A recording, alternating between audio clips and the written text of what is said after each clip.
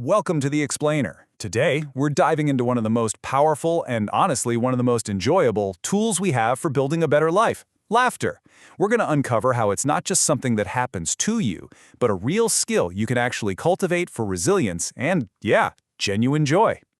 Okay, let's kick things off with this simple but pretty profound truth from the Dalai Lama. Laughter isn't just about you feeling good. It's like a social glue. It's an act of compassion that connects us. It breaks down walls. And, just like he says, it creates a happy atmosphere for everyone involved. So here's our roadmap for this journey. First, we're going to explore why laughter is such a fundamental human connector. Then, we'll get into the super fascinating science of what's actually happening in your brain. After that, we'll look at humor's incredible power in our darkest moments, figure out how to use it with compassion, and finally, we'll give you the tools to build your very own laughter effect. First up, let's dig into why a good laugh is understood in every single corner of the world. No translation needed.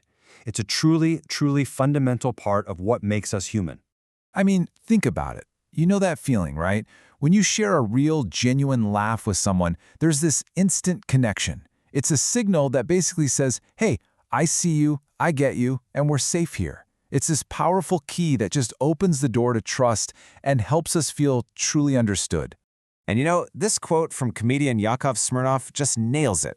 If we think of love and connection as our greatest treasures in life, well, then laughter is the key that unlocks the chest. It's our access point to one of the most valuable human emotions there is. Okay, now for the really cool part. Let's look under the hood at the incredible biology of a laugh. We're going to shift from the philosophical to the physiological to see what is actually going on inside your body and your brain.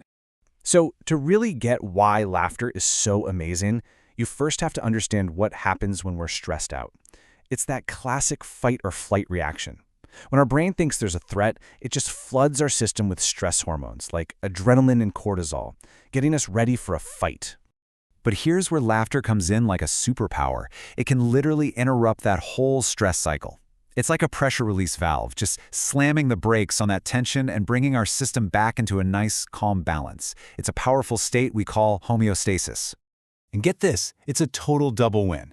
Because while laughter is busy reducing all the bad stuff, it's also increasing the good stuff. It triggers this amazing cocktail of 4 powerful feel-good chemicals in your brain, a dose of well-being. We're talking dopamine, oxytocin, serotonin, and endorphins. This isn't just for fun. It's a biological reward system designed to help us bond. And the benefits are not just in our heads, not by a long shot. Laughter is profoundly physical. One study famously called it internal jogging. It improves your blood vessel function, it can lower your blood pressure, and it's even been shown to help manage blood sugar. It is a full-body workout for your well-being. But, okay, let's be real for a second. Life isn't always a comedy show. So what happens then? Well, this is where humor shows its true strength, not just as a nice thing to have, but as a vital tool for survival. I mean, in the most unimaginably extreme circumstances, humor has been a documented survival tool. For survivors of the Holocaust, a moment of wit or even a shared dark joke was a way to reclaim just a sliver of their humanity, a little bit of control, in a situation designed to strip it all away. It was a literal lifeline. And we see this exact same principle of using humor to reclaim control from people who do comedy for a living. When one comedian was diagnosed with cancer, he realized he had to turn his craft inward. It became his mechanism to stare down the absurdity of his situation and just get back a sense of agency. And this brings us to the incredible story of Norman Cousins. He was facing a grim diagnosis, and he came up with this theory. If negative emotions could make him sick, maybe positive ones could help heal him. So he literally treated himself with comedy films and found that just 10 minutes of a deep belly laugh gave him 2 hours of pain-free sleep. This wasn't magic. It was a real-world demonstration of the direct link between intentional positive emotion and physical healing. So it's pretty clear this power is real, but how do we use it responsibly? How do we use humor in a way that's kind and effective, especially when things get sensitive? Well, it's all about laughing with people, never, ever at them. Following just a few key guidelines make sure humor heals instead of hurts. 1. Always acknowledge the real feelings first. Start with empathy. 2. The person actually going through it, they set the tone. They get to decide when or if it's okay to joke. 3, and this is so important, poke fun at the situation, not the person. This lets you both laugh at a mishap together to show that it's not going to win. And 4, a great way in is self-effacing humor, just making fun of your own stuff first. So it really all boils down to this simple distinction. There's humor that builds people up, and there's humor that tears them down. Positive humor creates connection. Negative humor, like cruel sarcasm, just damages and isolates.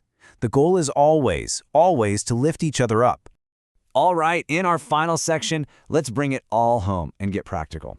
How can you actively and intentionally bring more of this powerful medicine into your own life? This isn't about waiting around for something funny to happen. It's about making it happen. And this brings us to the core idea, the laughter effect. It's a philosophy that kind of flips the usual script. See, instead of waiting for your mind to find something funny, you use intentional practices to put your body into a feel-good state first, and then your mind just naturally follows along. You're shifting laughter from a reaction to a proactive skill. And you can build this laughter mindset with a whole toolkit of simple but really powerful practices. I'm talking about things like laughter yoga, where the goal is your health, not necessarily humor, or joyful journaling, where you reframe challenges with a bit of light, gratitude practices, or just embracing playfulness, letting go of control and opening yourself up. So a great first step is to just get curious about yourself. What's your style? Do you use humor to connect with people, to cheer yourself up? Understanding your own tendencies is really the key to using this tool more consciously, so you can turn those inevitable mishaps into fuel that actually encourages you to move forward. And hey, if you really want to geek out on this, there are even formal tools out there, like the Humor Styles Questionnaire, that can help you analyze your tendencies and figure out your own unique blueprint for laughter. At the end of the day, the goal here is to cultivate a lighter perspective. It's not about ignoring life's challenges, but about facing them with a bit more grace. Like the old saying goes, don't take life too seriously. You'll never get out of it alive. And that outlook, that's a powerful tool for resilience, for laughing at setbacks, so they just don't hold you back. I want to leave you with this bit of wisdom from the amazing Maya Angelou. Laughter isn't frivolous. It's actually a sign of a deep seriousness and a real understanding of life. It's a necessary release, a source of connection, and a source of strength. So my question for you is this: what's one small thing you can do today to intentionally spark the laughter effect in your own life?